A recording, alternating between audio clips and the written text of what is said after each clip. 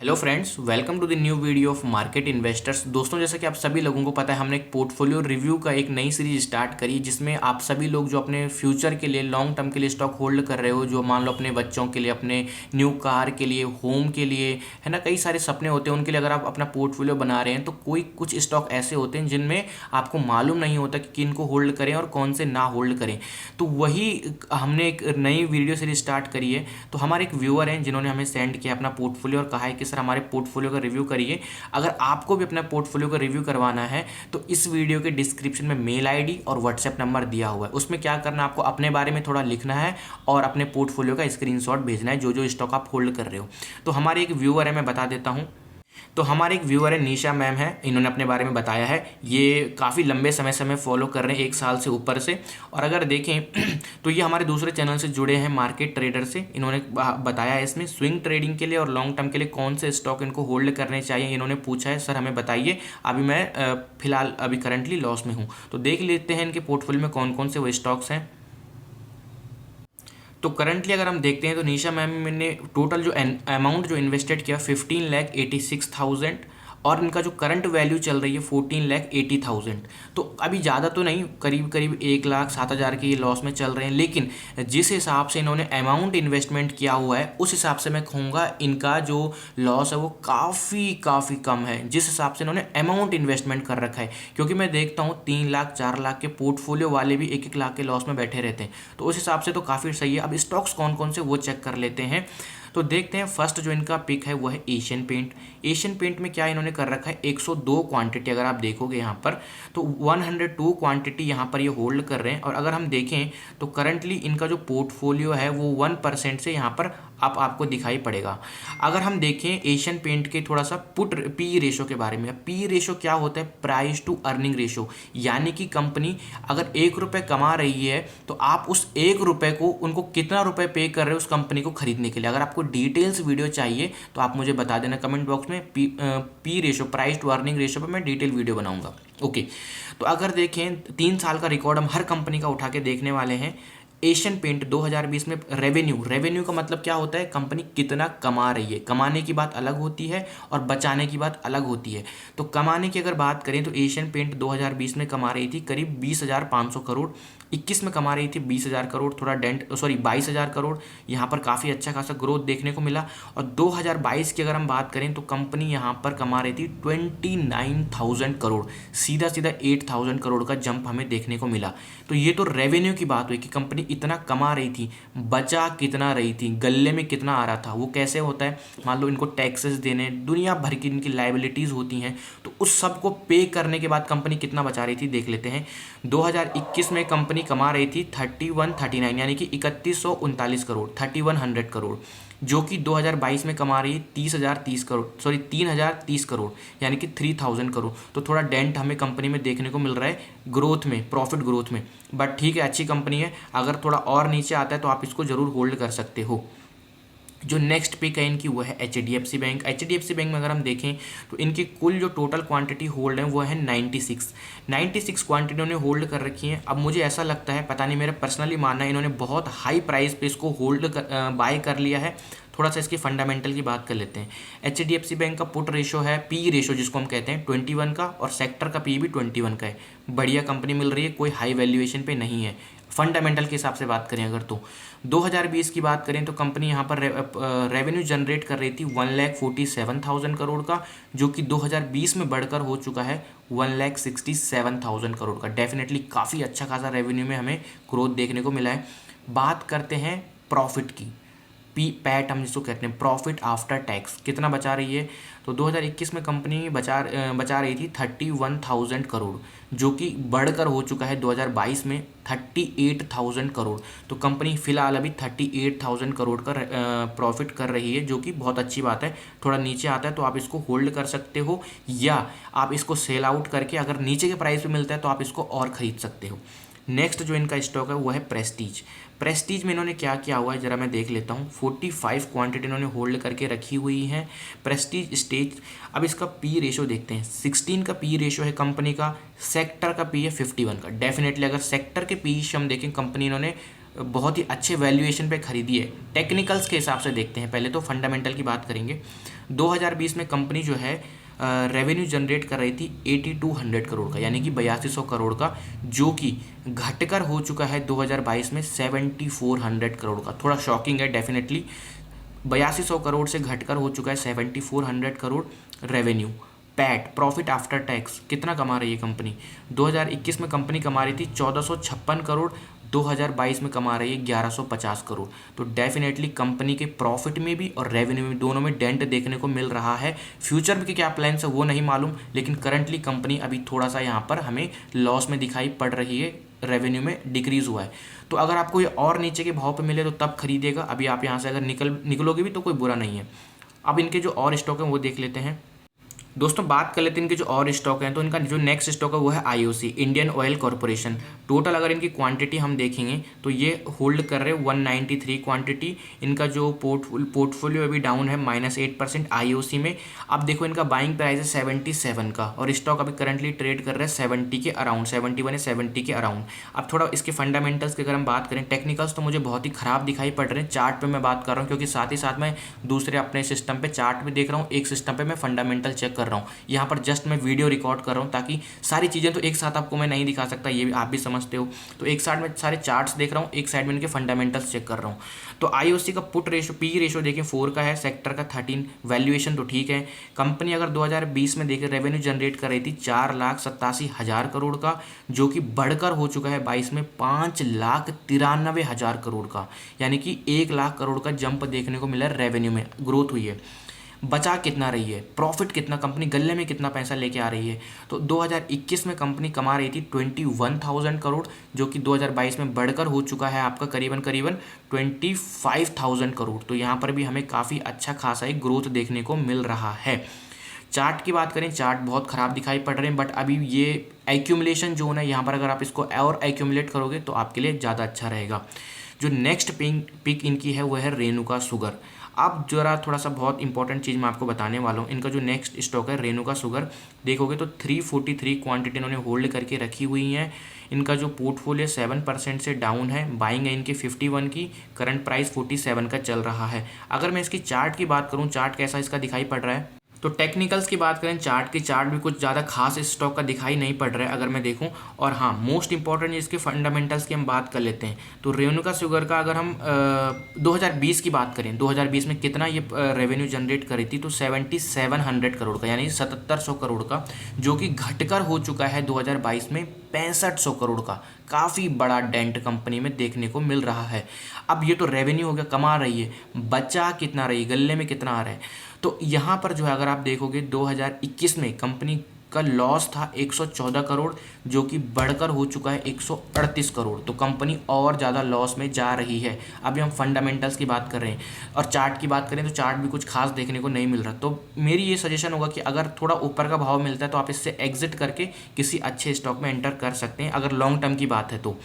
जो इनका next pick है वो है रिलैक्सो में अगर हम देखें तो ये होल्ड कर रहे हैं 7 क्वांटिटी। इनका जो पोर्टफोलियो है वो 19% से डाउन है, 1700 के लॉस में, सिर्फ 7 क्वांटिटी में। बाइंग प्राइस है 1254 का, और अभी स्टॉक ट्रेड कर रहा है 1007 के लेवल पे। अब थोड़ा इसके मैं फंडामेंटल्स की बात कर लेता हूँ। रिलैक्सो का जो पी रेशो है 107 का है, सेक्टर का 142। डेफिनेटली सेक्टर के पी रेशो तो ठीक चल रहा है, मतलब इसकी वैल्यूएशन ठीक है। सेक्टर के पी की मैं बात कर रहा हूँ। 2020 में कंपनी जो है रेवेन्यू जनरेट कर रही थी 2400 करोड़ का, यानी 2400 करोड़ का, जो कि बढ़कर हुआ है 2022 में 2600 करोड़ का। कुछ बहुत बड़ा जंप तो नहीं आया है, बट हाँ, लॉस तो नहीं कर रही है। अगर हम बात करें गले में कितना कंपनी ला रही है, कितना कमा रही है, बचा रही है मतलब अपना, तो 2021 में था 290 करोड़ का, 290 करोड़ का, जो कि घटकर हो चुका है 2022 में 232 करोड़ का। यानी कंपनी थोड़ा सा लॉस, थोड़ा डेंट देखने को मिला है, बट डेफिनेटली कंपनी काफ़ी अच्छी है। अगर नीचे के भाव मिलते हैं और नीचे के भाव मिलते हैं तो एवरेज कर सकते हो, यही मैं आपको सलाह दूंगा, कंपनी अच्छी है। जो इनका नेक्स्ट पिक है वह है TTML। TTML क्या है? टाटा मेटालिक्स। अगर मैं इसकी बात करूं, क्वांटिटी होल्ड कर रहे हैं 471 की। इनका जो पोर्टफोलियो डाउन है 3% से डाउन है, 471 क्वांटिटी है। पी रेशो की हम बात करें कंपनी की अगर, तो TTML जो है 2020 में पी रेशो तब देखा जाता है जो कंपनी प्रॉफिट में हो। अगर कंपनी प्रॉफिट में नहीं है तो उसका पी रेशो फिर नहीं देखा जाता, इसका मतलब कंपनी लॉस में है। तो अब बताता हूँ मैं आपको, TTML 2020 में जनरेट करी थी रेवेन्यू करीब करीब 1296 करोड़ का, यानी 1300 करोड़ का मान के चलिए। 21 में हुआ 1000 करोड़ का और 22 में हुआ 1100 करोड़ का, यानी कि कंपनी में अच्छा खासा डेंट हमें देखने को मिल रहा है। अब बात करते हैं कि कंपनी कितना यहाँ पर गल्ले में ला रही है, कितना प्रॉफिट कर रही है, घर पे कितना ला रही है पैसा कमा के। तो 2021 में ला रही थी ये करीब करीब 1996 करोड़, यानी कि 2000 करोड़ के समथिंग, जो कि 2022 में हो चुका है 1215 करोड़। तो डेफिनेटली कंपनी ने अपना लॉस तो भले ही कम किया है, लेकिन इसके चार्ट भी कुछ मुझे ज़्यादा खास यहाँ पर अभी नहीं दिखाई पड़ रहे। सॉरी, ये TTML टाटा मेटालिक्स नहीं, टाटा टेली सर्विसेज है। चार्ट भी इसके कुछ ज़्यादा खास मुझे नहीं दिखाई पड़ रहे। तो अगर आप इसे एग्जिट भी करोगे तो कोई बुरी बात नहीं होगी, कोई और स्टॉक में आप फोकस करिए। जो नेक्स्ट इनका स्टॉक है इन्फी के बारे में सभी को पता है, बस इसका थोड़ा सा जो है इसके रेवेन्यू में ग्रोथ है, प्रॉफिट में ग्रोथ है, पुट रेशियो अच्छा है। बस थोड़ा सा इनका जो दिक्कत ये है, इन्होंने बहुत ही हाई प्राइस पे बाई कर लिया है। मैं कहूँगा कि अगर आपको एवरेज करना पड़े तो डेफिनेटली एवरेज करिए, अगर और गिरता है स्टॉक तो। बाकी इसको होल्ड करने की सलाह दूंगा, क्योंकि इन्फी जैसे स्टॉक में लॉस बुक करना तो ठीक नहीं होगा, वो भी लॉन्ग टर्म की बात है। पर हाई प्राइस पे आप मत बाय किया करिए। दोस्तों जो इनका नेक्स्ट स्टॉक है वो है LICI, life insurance corporation India. 19 quantity इनकी होल्ड है, 26% से इनका पोर्टफोलियो डाउन चल रहा है। ऑलमोस्ट 4500 का इनका यहाँ पर लॉस हमें देखने को मिल रहा है LICI में। अगर इसके फंडामेंट टेक्निकल्स तो पूरे के पूरे खराब मुझे दिखाई पड़ रहे हैं, मतलब पूरे के पूरे खराब टेक्निकल्स दिखाई पड़ रहे हैं। पता नहीं क्यों इस स्टॉक को ये होल्ड कर रहे हैं। फिर भी अभी मैं इसके फंडामेंटल्स की बात करता हूँ। इसका जो P रेशो चल रहा है वो चल रहा है आपका 10 का P रेशो चल रहा है, और सेक्टर का P है 21 का। वैल्यूएशन तो ठीक है। अब इसकी बात करते हैं थोड़ा सा प्रॉफिट की। तो कंपनी जो है यहाँ पर जनरेट कर रही थी 6,48,000 करोड़ रुपीज़ 2020 में रेवेन्यू, जो कि 21 में बढ़कर हुआ 7 लाख करोड़ और 2022 में हुआ 7,24,000 करोड़। ज़्यादा कुछ जंप देखने को नहीं मिल रहा।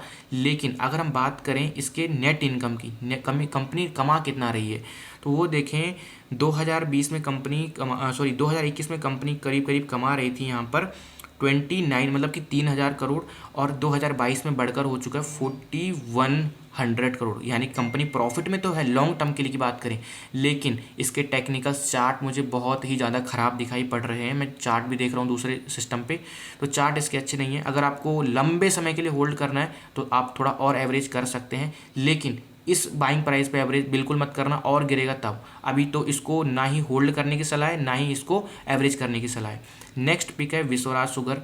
विश्वराज शुगर में अगर आप देखोगे तो इनकी 2240 क्वांटिटी होल्ड है, 11% से पोर्टफोलियो डाउन है। अगर बात करें इसके फंडामेंटल्स की, तो फंडामेंटल्स में अगर हम देखें इसका P रेशो 5 का, सेक्टर का है 48 का। 2020 में कंपनी रेवेन्यू जनरेट कर रही थी 370 करोड़ का, जो कि बढ़कर हो गया है 2022 में 470 करोड़ का। अगर नेट इनकम की बात करें, कंपनी कितना पैसा बना रही है, तो 8 करोड़ की इनकी नेट इनकम थी 2021 में, जो कि बढ़कर हो चुकी 60 करोड़ की। डेफिनेटली फंडामेंटल कंपनी के बहुत स्ट्रांग अच्छे तरीके से बन रहे हैं, बड़े तो नहीं है लेकिन अच्छे तरीके से अब नए तरीके से बन रहे हैं।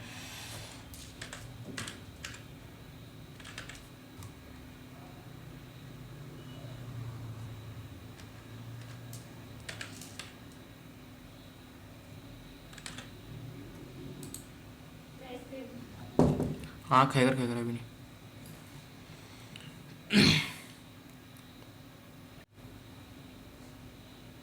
जो इनका नेक्स्ट पिक है वह है डेल्टा कॉर्प। डेल्टा कॉर्प में देखो तो 60 क्वांटिटी ये यहाँ पर होल्ड कर रहे हैं। 31% से इनका पोर्टफोलियो डाउन मुझे दिखाई पड़ रहा है यहाँ पर। और अगर यहाँ पर देखें हम इसके फंडामेंटल्स की और टेक्निकल्स की बात करें, टेक्निकल्स तो इसके अच्छे दिखाई पड़ रहे हैं, एक राउंडिंग बॉटम पैटर्न बना रहा है डेल्टा कॉर्प।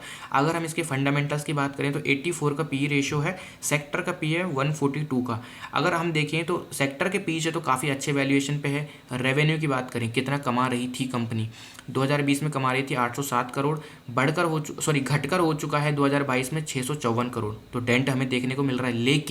लेकिन गले में कितना आ रहा है पैसा देखें अगर, तो नेट इनकम इनकी 2021 में थी 24 करोड़, जो कि बढ़कर हो चुकी है 66 करोड़। तो डेफिनेटली टेक्निकल्स भी अच्छे लग रहे हैं और कंपनी प्रॉफिट में भी आ रही है। रेवेन्यू भी काफ़ी अच्छी जल्दी है जनरेट करना शुरू कर देगी, क्योंकि ये थोड़ा कोरोना पीरियड था और इनके जो है क्लब वगैरह होते हैं, तो इस वजह से कसिनो इनके होते हैं, तो थोड़ा सा बंद था लॉकडाउन की वजह से। नेक्स्ट जो इनकी पिक है दोस्तों वो है आपकी डिविज लैब। डिविज लैब में अगर हम देखें तो इनका क्या इसमें है स्टेक, 54 क्वांटिटी होल्ड है, 3% से इनका डाउन चल रहा है। बाइंग प्राइस इनका डेफिनेटली बहुत ज़्यादा हाई है अगर देखें हम चार्ट पे।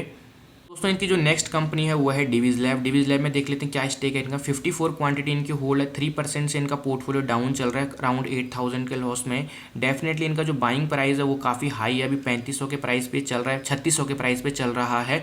अगर हम देखें इसके टेक्निकल्स चार्ट बहुत अच्छा दिखाई पड़ रहा है, एक सपोर्ट लेता हुआ चार्ट यहाँ पर दिखाई पड़ रहा है। फंडामेंटल्स की बात करें तो 32 का पी रेशो है इसका और सेक्टर का है 34 का। रेवेन्यू की बात करें तो कंपनी 5500 करोड़ कमा रही थी 2020 में, अभी अगर आप यकीन मानोगे तो कंपनी कमा रही 9000 करोड़, 5500 से सीधे 9000 करोड़ के रेवेन्यू कमा रही है। नेट इनकम गले में कितना पैसा आ रहा है देखें अगर, तो 2000 करोड़ कमा रही थी कंपनी कब, 2021 में, और अभी बढ़कर हो चुका है 2960 करोड़। तो डेफिनेटली कंपनी यहाँ पर काफ़ी अच्छा खासा रेवेन्यू भी प्रॉफिट भी जनरेट करके दे रही है अपने इन्वेस्टर्स को। तो इनकी नेक्स्ट कंपनी दोस्तों ओएनजीसी में देख लें 3 का पी रेशो है और इसका जो सेक्टर का पी है वो है 13 का।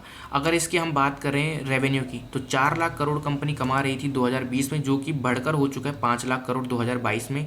रेवेन्यू की अगर हम बात करें तो प्रॉफिट की बात करें तो कंपनी यहाँ पर कमा रही थी करीबन 16,000 करोड़ 2021 में, और अभी कमा रही है 45,000 करोड़। फंडामेंटल्स तो कंपनी के काफ़ी स्ट्रॉन्ग मुझे यहाँ पर दिखाई पड़ रहे हैं, लेकिन अगर चार्ट की बात करें तो इस चार्ट अभी यहाँ पर साइडवेज दिखाई पड़ रहा है। अब अगर आप सोच रहे हो मैं लॉन्ग टर्म के लिए इसे होल्ड करूँ तो डेफिनेटली आप होल्ड कर सकते हो, लेकिन आपका बाइंग प्राइस यहाँ पर बहुत ज़्यादा ऊपर का है, बहुत ही ज़्यादा ऊपर का है, मतलब कि बहुत हाई प्राइस में इसको कहूँगा। अगर ये नीचे गिरता है तो आप इसको एवरेज करो, या तो आप इस स्टॉक से बाहर भी निकल सकते हैं, क्योंकि ये कंपनियाँ बहुत कम मूवमेंट देती हैं, बस प्रॉफिट ही प्रॉफिट करती हैं, ज़्यादा बड़ा मोमेंटम नहीं देती हैं। तो इसके अलावा आप किसी और स्टॉक में भी इन्वेस्ट कर सकते हो। जो दोस्तों इनकी नेक्स्ट पिक है वो है IEX Indian energy exchange. 205 quantity इनकी होल्ड है, 21% पोर्टफोलियो इनका डाउन चल रहा है यहाँ पर।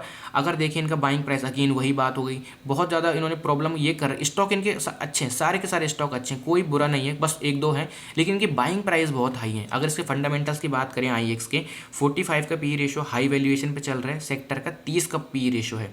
ओके, अगर हम बात करें 2020 में कंपनी रेवेन्यू कमा रही थी 300 करोड़ का, जो कि बढ़कर हो चुका है 500 करोड़ का 2022 में। अगर प्रॉफिट की बात करें कितना प्रॉफिट कंपनी कमा रही है तो वो बढ़ चुका है, 100 करोड़ की कंपनी प्रॉफिट में बढ़ा चुकी है। 206 करोड़ था 21 में, जो कि बढ़कर हो चुका है 309 करोड़ का। अगर चार्ट की बात करें हम यहाँ पर तो चार्ट अभी कंसोलिडेशन जोन में, अगर आप चाहो तो यहाँ पर इसको एवरेज भी करके चल सकते हो। नेक्स्ट है इनका टीसीएस में अगर हम देखें इनकी जो नेक्स्ट पिक है टीसीएस, उसमें इन्होंने क्या किया हुआ है, अगेन वही प्रॉब्लम, बहुत हाई प्राइस पे ले लिया है, नीचे गिरता है तो इसको एवरेज करो, बाकी सब कुछ बढ़िया है टीसीएस में, कोई बुराई नहीं है।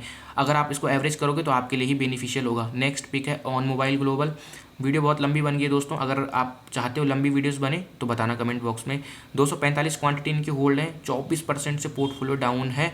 और अगर हम देखें तो ऑन मोबाइल ग्लोबल का जो है पी रेशो 41 का, सेक्टर का 25 का, बहुत हाई वैल्यूएशन पे ट्रेड कर रहा है। अगर हम बात करें इसके रेवेन्यू की 597 करोड़ का था 20 में, जो कि घटकर हो चुका है 532 करोड़ का, डेंट हमें देखने को मिल रहा है यहाँ पर। प्रॉफिट की बात करें कितना कमा रही है, 21 में कमा रही थी 45 करोड़, अब कमा रही है 32 करोड़, तो यहाँ पर भी डेंट देखने को मिल रहा है। तो अगर ये स्टॉक थोड़ा ऊपर के भाव पे मिलता है तो इसको एग्जिट करके किसी और स्टॉक में आप इन्वेस्ट जरूर करिएगा, वरना ये आपको और बड़ा लॉस दिखा सकता है। जो दोस्तों इनकी लास्ट पिक है टाटा पावर में अगर आप देखोगे तो इनकी क्वांटिटी अगर होल्ड है 360 क्वांटिटी होल्ड है, 16% से पोर्टफोलियो डाउन है। अगेन वही प्रॉब्लम है, हाई प्राइस पे बाय कर लिया, बाकी कंपनी के फंडामेंटल से लेकर टेक्निकल सारे के सारे अच्छे हैं। स्टॉक अगर नीचे गिरता है तो एवरेज करिए, और अगर एवरेज नहीं करना चाहते हैं तो लॉन्ग टर्म के लिए होल्ड करिए, आपको आपका बाइंग प्राइस जरूर देखने को एक न एक दिन मिल ही जाएगा। लॉन्ग टर्म की बात कर रहा हूँ। अदानी पोर्ट्स इनका नेक्स्ट पिक है, इसमें इन्होंने थोड़ा बड़ी प्रॉब्लम क्रिएट कर दी है, मुझे ऐसा दिखाई पड़ रहा है। अगर आप देखोगे तो इनका करीबन देखोगे 385 क्वांटिटी इनकी होल्ड है इसमें। ओके, बाइंग प्राइस है 915 का, अभी चल रहा है 851, ठीक है, थोड़ा क्वांटिटी ज़्यादा ले ली है, 6% से पोर्टफोलियो डाउन है। अगर अदानी पोर्ट की मैं चार्ट की बात करूँ यहाँ पर तो चार्ट एकदम स्टॉक का टॉप पे चल रहा है, तो थोड़ा सा आप इस यहाँ पर बच के रहना, क्योंकि यहाँ से एक करेक्शन आपको अच्छा खासा करेक्शन देखने को मिल सकता है। बट आप लॉन्ग टर्म के इन्वेस्टर हो तब भी मैं कह रहा हूँ। अगर मैं फंडामेंटल की बात करूँ तो कंपनी यहाँ पर ठीक ठाक इसका पी रेशो अच्छे वैल्यूएशन पे है। प्रॉफिट की बात करें 5000 करोड़ का कमा रही थी कंपनी 2021 में, थोड़ा डेंट देखने को मिल रहा है अभी 47 करोड़ का, ज़्यादा नहीं, थोड़ा सा ही डेंट है 200 करोड़ का, लेकिन ये बहुत जल्दी रिकवर भी कर लेगी। तो ये थे दोस्तों इनके स्टॉक्स, आप इसको होल्ड कर सकते हो, चाहो तो अगर नीचे गिरता है तो एवरेज भी कर सकते हो। अगर आपने लॉन्ग टर्म के लिए लिया हो, आपको जरूर ये वेल्थ क्रिएट करके देने वाला है। आप भी पोर्टफोलियो रिव्यू कराना चाहते हैं तो नीचे वीडियो में मैंने सारी डिटेल्स दे रखी हैं, आप वहाँ से करा सकते हैं रिव्यू।